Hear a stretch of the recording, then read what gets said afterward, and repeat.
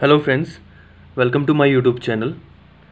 Previous discussions में मैंने आपको प्रिलिमिनरी डिक्रीज़ क्या होती हैं वो मैंने बताया था और आपसे ये बताया था कि मैं नेक्स्ट वीडियो में अपने फाइनल डिक्री और मैक्स डिक्री को बताऊंगा। सो आज जो है अभी का मेरा जो फर्स्ट डिस्कशन है उसमें हम लोग पढ़ते हैं कि फाइनल डिक्री किससे बोलते हैं। फाइनल डिक्री,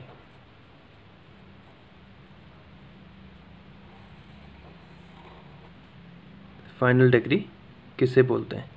सो फाइनल डिक्री टू वेज से बोला जा सकता है कि फर्स्ट ये है कि अपील की प्रिस्क्राइब टाइम पीरियड में अगर कोई अपील डिक्री के अगेंस्ट फाइल नहीं हुई तो उस डिक्री को फाइनल डिक्री मान लिया जाएगा। दैट मीन्स कि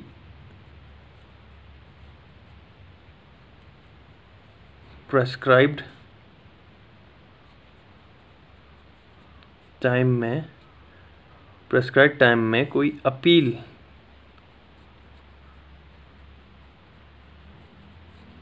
अपील फाइल नहीं हुई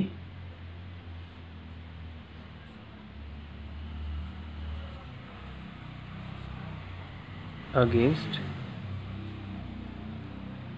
ओके, सो प्रिस्क्राइब टाइम पीरियड में कोई अपील फाइल नहीं हुई अगेंस्ट द डिक्री, सो उसको हम लोग फाइनल डिक्री बोल देंगे। सेकंड ये बोल सकते हैं कि अगर हाईएस्ट कोर्ट इंडिया की अगर वो मैटर को डिसाइड कर दे तो तब भी जो डिक्री है वो फाइनल डिक्री मानी जाएगी। सो दैट मीन्स इसको शॉर्ट में लिखूं तो decree by highest court, decree by highest court. क्या बोल सकते हैं कि वैन जब हाईएस्ट कोर्ट ने किसी कंट्रोवर्शियल डिसीजन को डिसाइड कर दिया, that means if the matter has been decided by the decree of the highest court, so वो फाइनल डिक्री में आ जाती है। या एक और सबसे मेन पॉइंट अगर इसमें मैं आपको बताऊं कि अगर डिक्री का मतलब क्या होता है कि अगर कोई ऐसी डिक्री हो where suit completely disposed of हो जाता है, okay, that means suit completely disposed of,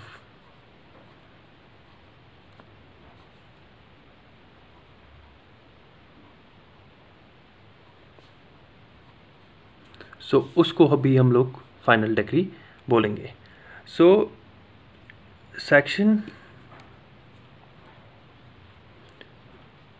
इसके अंडर सीपीसी में जिस फाइनल की बात हुई है वो इस फाइनल की बात हुई, जिस फाइनल मतलब जिस सेंस में कि in this sense means when the suit completely disposed of in this type of degree, so in this sense final degree is used in the CPC, okay। so अगर मैं अब एक काइंड ऑफ समराइज करवाऊँ या फिर एक हम लोग एक वे में लिखें कि फाइनल डिक्री क्या होती है, सिंपल वे में अगर थोड़ा और समझते हैं इसको, तो फाइनल डिक्री वो होती है फर्स्ट जो कि किसी सूट को कंप्लीटली डिस्पोज ऑफ कर लेती है। So completely disposed of suit, first thing ये। सेकंड पॉइंट मैं आपको लिखाऊंगा कि जो क्वेश्चंस होते हैं, controversial questions between the parties, और हम लोग बोल सकते हैं द मैटर्स ऑल और एनी ऑफ द क्वेश्चंस और the matters in the controversy between the parties. So उसमें अगर सारे क्वेश्चन डिसाइडेड हो जाते हैं, सारे क्वेश्चन सेटल हो जाते हैं और कोई भी फर्दर इशू डिसाइड करने के लिए नहीं बचता है तो उसको भी हम लोग फाइनल डिक्री मानते हैं। दैट मीन्स अगर मैं बोलूँ कि ऑल क्वेश्चन जो हैं, ऑल क्वेश्चन डिसाइडेड हो जाते हैं, all question decided court all सारे क्वेश्चन डिसाइड कर देती है और कोई क्वेश्चन बचा नहीं था। ओके, कहाँ पर? In the controversy between parties.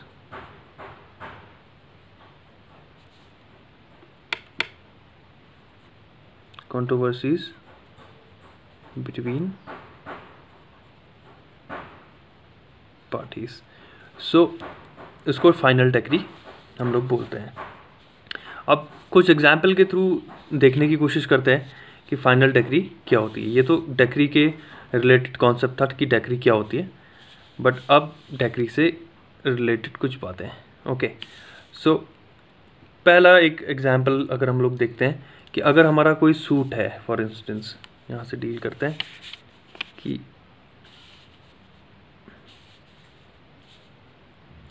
कोई सूट है हमारा और ये सूट है रिकवरी ऑफ मनी। सूट किसका है? आपका recovery of money. Money recover करनी है डिफेंड प्लांटिफ को।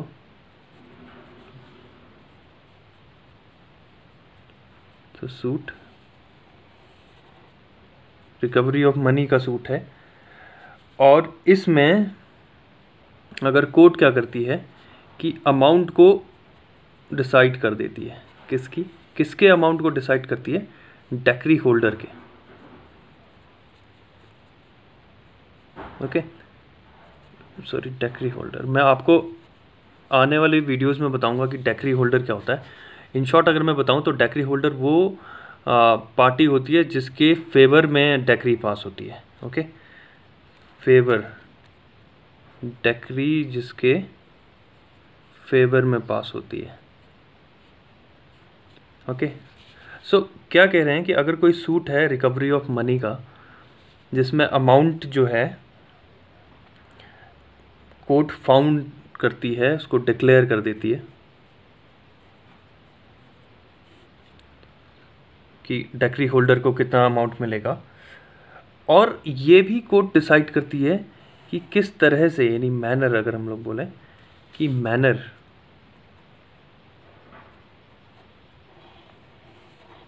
कि किस मैनर से अमाउंट पे किया जाएगा, किस मैनर से अमाउंट पे किया जाएगा। Amount is to be paid. Okay, so वो डिक्री फाइनल डिक्री होगी। सो यानी यहाँ पर जो डिक्री होगी इसको लिखा जाए तो ये डिक्री फाइनल डिक्री होगी। जल्दी से बताता हूँ, अगर कोई सूट है रिकवरी ऑफ मनी का जिसमें कोर्ट डिक्री होल्डर का अमाउंट डिक्लेयर कर देती है और ये साथ साथ ये मैनर भी प्रिस्क्राइब कर देती है कि कितना अमाउंट पे किया जाएगा, सो इस डिक्री को फाइनल डिक्री बोला जाएगा। एक और एग्जांपल लेके चलते हैं। एक एग्जांपल लेते हैं। सपोज करिए कि कोर्ट ने एक डिक्री पास की। सपोज कीजिए कि एक डिक्री पास की कोर्ट ने। ओके, सो एक डिक्री पास हुई किसकी? कि सम। अब दो टाइप के सम हम लोग यहाँ पर यूज़ करेंगे, past mean profit and future mean profit. Past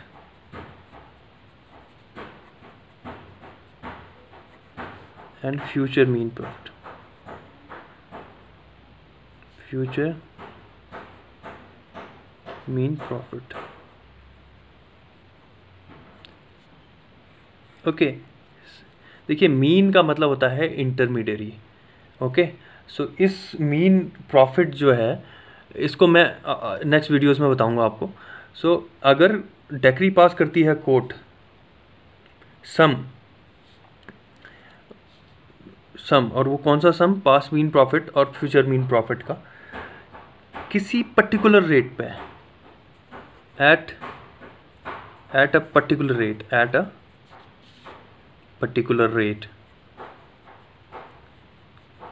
at a particular rate. Okay, और साथ साथ कोर्ट ये डायरेक्ट करती है कि कोई फर्दर इंक्वायरी नहीं होगी। मतलब नहीं होगी क्या? Further inquiries.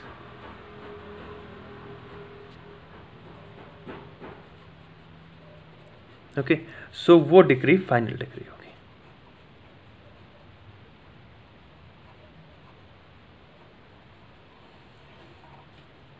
ओके, सो पास मीन प्रॉफिट और फ्यूचर मीन प्रॉफिट एक पर्टिकुलर रेट पे डिसाइड कर दी कोर्ट ने, और अब फर्दर इंक्वायरी नहीं होगी तो ये फाइनल डिक्री में आएगा। एक और हम लोग अगर देखें कि अगर डिक्री पास करती है कोई स्पेशल कोर्ट, ओके,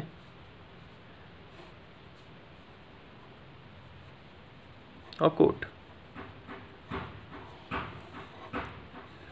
और इसमें एक चीज़ कोर्ट ये भी प्रिस्क्राइब कर देती है कि अब कोई फ्यूचर प्रोसीडिंग्स नहीं होंगी, यानी कोई कोर्ट जो है कोई फ्यूचर प्रोसीडिंग कंटेम्पलेट नहीं करेगी। तो कंटेम्पलेशन ऑफ फ्यूचर प्रोसीडिंग्स वो नहीं होगी।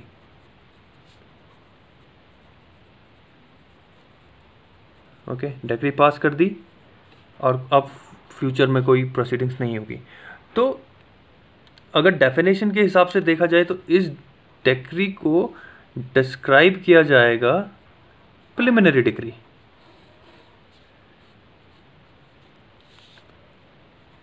प्रिलिमिनरी डिक्री, बट रियलिटी में मतलब हम लोग बोलेंगे इन सब्सटेंस, इन सब्सटेंस, इन सब्सटेंस जो ये डिक्री होगी वो फाइनल डिक्री होगी। गेटिंग? कोर्ट अगर कोई कोर्ट ये प्रोवाइड कर देती कि अब फर्दर या फ्यूचर प्रोसीडिंग्स नहीं होगी इसमें, तो ये फाइनल डिक्री में कंसीडर होंगी। ओके, अब कुछ केस स्टडीज़ देख लेते हैं कि किन केसेस, कौन से केसेस हैं जिसमें सुप्रीम कोर्ट ने या हमारे कोर्ट ने क्या किया। तो केस स्टडी,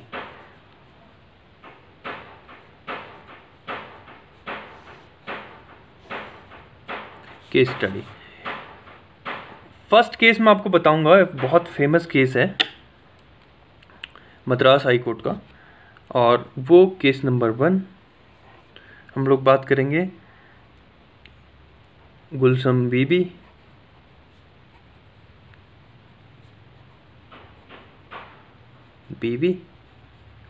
वर्सेस अहमदासा रोथर, अहमदासा राउथर, ROWTHER राउथर। ये 1919 का केस है। प्रिवी काउंसिल का जजमेंट आया था मद्रास हाई कोर्ट में। मद्रास हाई कोर्ट का जजमेंट आया था 1990 में कि मद्रास हाई कोर्ट के अकॉर्डिंग, और मद्रास हाई कोर्ट ने रेफ़र किया था, जो मद्रास हाई कोर्ट है उसने CPC के ऑर्डर 20 के रूल्स कंसीडर किए थे, रूल फ्रॉम 12 to 18 रेफ़र किए थे। सो मद्रास हाई कोर्ट ने क्या बोला कि किसी भी केस में एक प्रिलिमिनरी डिक्री और एक फाइनल डिक्री होगी। तो that means 1 preliminary decree plus 1 final decree किस में होगी? In one suit, okay. और इसमें एक बहुत इम्पोर्टेंट स्टेटमेंट लिया था मद्रास हाई कोर्ट ने। वो क्या लिया था कि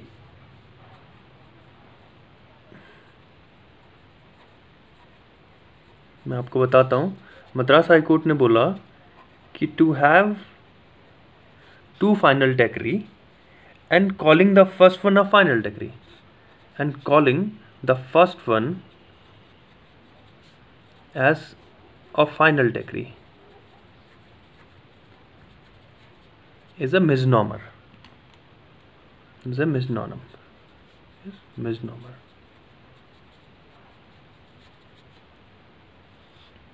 Okay, क्यों? Why? Because it's not final. it is not final. Why? Because it is not final.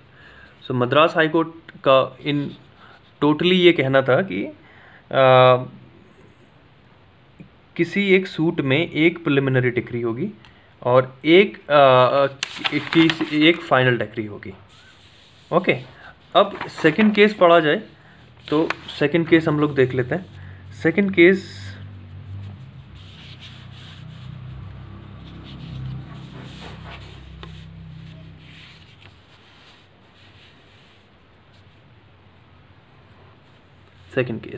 Second case हम लोग डिस्कस करवाएंगे। ये है काशी, सेम कोर्ट में आया था, सेम मद्रास हाई कोर्ट में, काशी वर्सेस, और ये भी बहुत फेमस केस है रामनाथन चेतियार का, रामनाथन चेतियार। ओके, ये 1947 का केस है। काशी काफ़ी फेमस केसेस में से है। और इसमें कोर्ट का क्या ऑब्जर्वेशन है, कोर्ट का ऑब्जर्वेशन मैं बता देता हूँ कि फर्स्ट कोर्ट का क्या ऑब्जर्वेशन है। कोर्ट ने जो गुलशन बीबी वाला केस है, जो इसका प्रीवियस गुलशन बीबी केस को ऑबिटर डिक्टा डिक्लेयर किया। ऑबिटर डिक्टा, ऑबिटर डिक्टम का प्लूरल है ऑबिटर डिक्टा। इसका मतलब क्या होता है मैं आपको बताता हूँ कि ऑबिटर डिक्टा इज इंसिडेंटल। क्या है? इंसिडेंटल और collateral. Collateral, okay, incidental and serial collateral.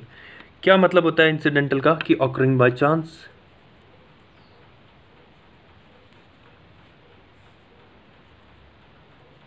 Occurring by chance,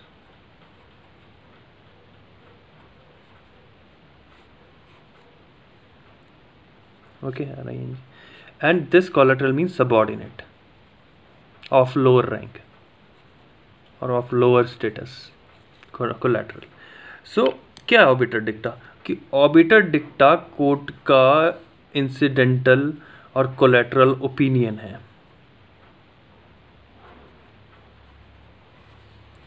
जो कि बोला जाता है uttered by judges।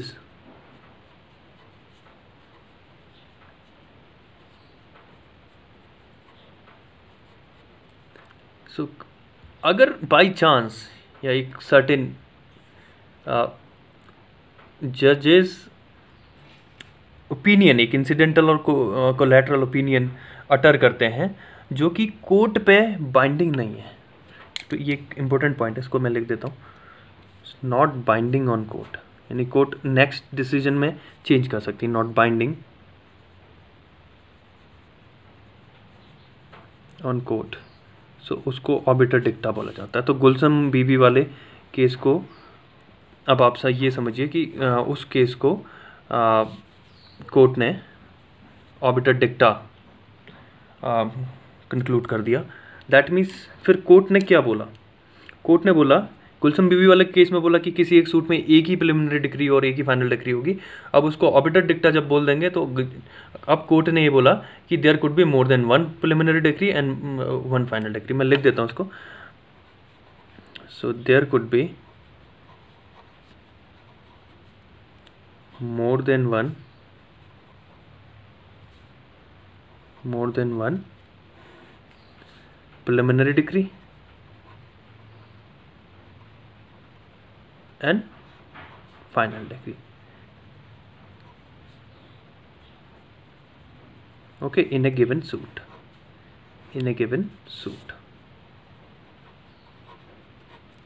okay। और फाइनली, और ये भी थर्ड एक कंक्लूडिंग और बहुत फेमस केस है जिसमें एक कोर्ट ने यही स्टेटमेंट को अटर किया, और वो क्या है मैं आपको सामने बताता हूँ कि कोर्ट ने क्या बोला। कोर्ट ने बोला, इन केस शंकर वाला केस है, शंकर वर्सेस चंद्रकांत वाला केस है 1995, चंद्रकांत शंकर वर्सेस चंद्रकांत 1995 वाला केस। कोर्ट ने क्या बोला? कोर्ट ने बोला कि ये वेल सेटल्ड लॉ है कि किसी एक सूट में आप more than one final degree और more than one preliminary degree pass कर सकते हैं। तो मैं कोर्ट का वो स्टेटमेंट लिख देता हूँ। सो that means it is settled, it is a settled law, it is a settled law that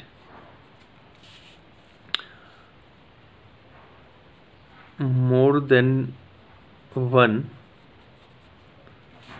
final decree can be passed.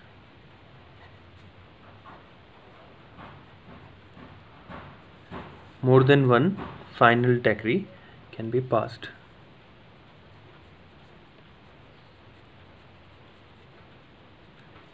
ये इस केस में आया है।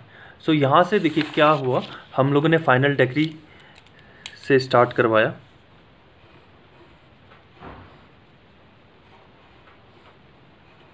फाइनल डिग्री से स्टार्ट करवाया, और पहले फाइनल डिग्री होती क्या है हम लोगों ने उसको समझा, फिर हम लोगों ने एग्जाम्पल समझे,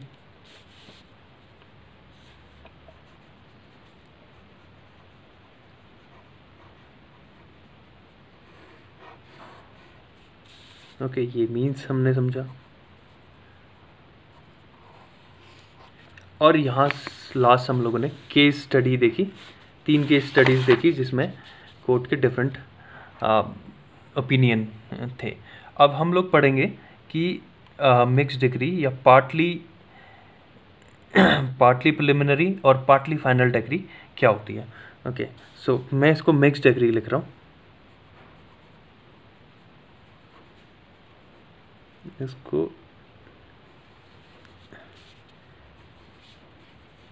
okay this is the mix degree. So mix degree में क्या है, मैं लिखता नहीं हूँ, मैं बोलता हूँ कि मिक्स डिग्री में कोर्ट ने क्या कहा है कि किसी एक सूट में या कोई एक suit partly means every degree जो है वो पार्टली प्रिलिमिनरी और पार्टली फाइनल होती है। इसको एक एग्जाम्पल के थ्रू हम लोग देखने की कोशिश करते हैं। ओके सो एग्जाम्पल के थ्रू में क्या है कि अगर कोई सूट है फॉर इंस्टेंस जिसमें पोजेशन हो रहा है इमूवेबल प्रॉपर्टी का विद मीन प्रॉफिट्स, इसमें क्या हो रहा है, पोजेशन ऑफ, मिक्स डिग्री को एग्जाम्पल के थ्रू समझने की कोशिश करते हैं, फिर बाद में स्टेटमेंट दे देंगे। वैसे स्टेटमेंट वही है कि किसी एक डिग्री में पार्टली कोई एक डिग्री पार्टली प्रिलिमिनरी और पार्टली फाइनल भी हो सकती है। तो पोजेशन ऑफ और मोस्टली होती है, तो possession of immovable property,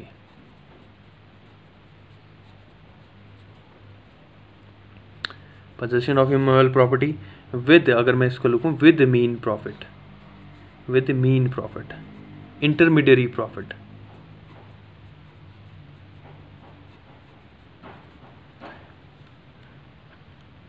okay so अगर किसी का कोई लैंड ऑक्यूपाई करता है तो वो उसकी इमूवेबल प्रॉपर्टी का पोजेशन ले रहा है, और उस लैंड में अगर कोई पार्टी कोई ऐसी एक्टिविटी करती है जिससे उनको प्रॉफिट होता है और प्लेंटिफ को लॉस होता है, तो उसकी केस में वो प्रॉफिट जो है मीन प्रॉफिट जिसको बोलते हैं वो दिया जाएगा। और टेक्निकली देखेंगे मीन प्रॉफिट को कि होता क्या है आने वाले वीडियोस में। जैसे कि मैंने आपको बताया कि सपोज कीजिए कोई सूट है जिसमें possession of immovable property plus mean profit है, ये इसमें ये इसका सूट बना हुआ है। और यहाँ पर कोर्ट क्या करती है, यहाँ पर कोर्ट जो है कोर्ट पास करती है डिक्री,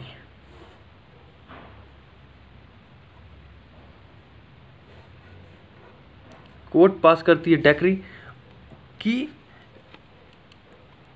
पार्टी को पोजेशन मिला जाए प्रॉपर्टी का,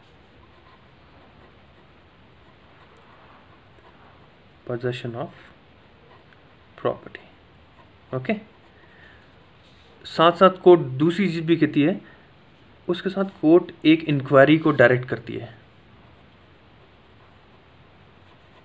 डायरेक्ट्स एन इंक्वायरी,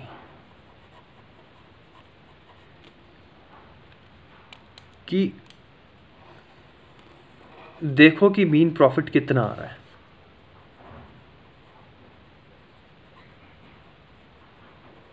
ओके, सो दोबारा बताता हूँ, सूट आपका इसका है पोजेशन ऑफ इमॉल प्रॉपर्टी और मीन प्रॉफिट का।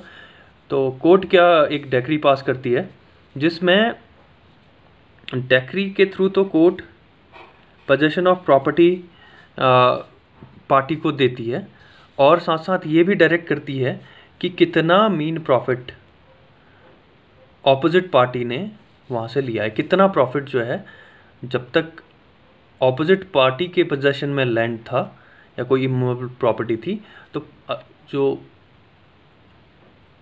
जो डिफेंडेंट पार्टी है उसने कितना उसमें प्रॉफिट लिया। तो इन शॉर्ट अगर मैं बोलूं कि कोर्ट डेक्री पास करती है पोजेशन ऑफ प्रॉपर्टी का पार्टी को, और एक इंक्वायरी डायरेक्ट करती है in order to find the मीन प्रॉफिट। सो ये जो है एक मिक्स डिक्री का एग्जांपल है। क्यों? क्योंकि पोजेशन ऑफ प्रॉपर्टी जो है फाइनल डिक्री है, क्योंकि अब एग्री पार्टी को उस प्रॉपर्टी का पोजेशन मिल जाएगा, और ये एक प्रिलिमिनरी डिक्री है क्योंकि अभी सूट पूरी तरह से डिस्पोज नहीं हुआ है। This is preliminary decree.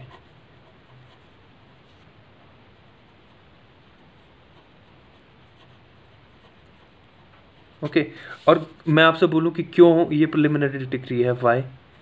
तो प्रिलिमिनरी डिक्री क्या होती है? जिसमें अभी सूट चलता रहता है, पोजेशन अभी कंप्लीटली डिस्पोज ऑफ नहीं होता है। यहाँ पर सूट कंप्लीटली डिस्पोज ऑफ हो गया है।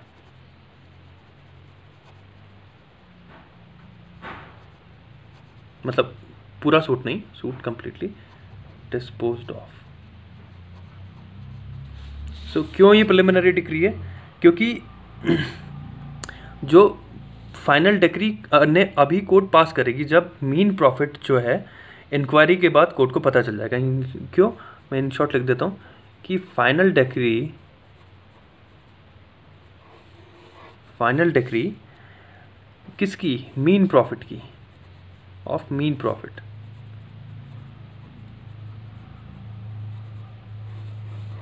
Final decree of mean profit ये कब ड्रॉ कर सकते? कैन ओनली बी ड्रॉन, ठीक है, आफ्टर इंक्वायरी।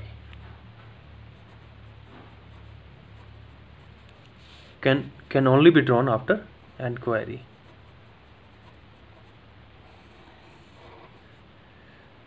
इंक्वायरी के बाद ही फाइनल डिक्री मीन प्रॉफिट की ड्रॉन हो सकती है। और इसमें क्या होगा कि जो अमाउंट होगी कि कितनी ड्यू है वो उसको असर्टेन किया जाएगा। तो क्या है? अमाउंट ड्यू इज असर्टेन्ड,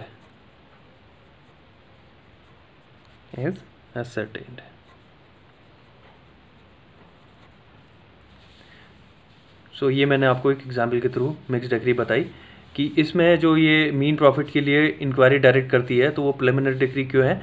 क्योंकि फाइनल डिक्री जो मीन प्रॉफिट की है वो तभी ड्रॉ कर सकते हैं जब इंक्वायरी पूरी हो जाए, और इंक्वायरी पूरी होने के बाद कितना अमाउंट डिफेंडेंट को प्लेंटिफ को देना है वो जो है डिसाइड हो जाए। तो इस केस में क्या था? इस केस में अगर दिस केस की बात करते हैं, इस केस में, in this case, even though the decree is 1, okay, हम लोग बोल सकते हैं कि even though the decree is 1 but it is partly preliminary and partly final,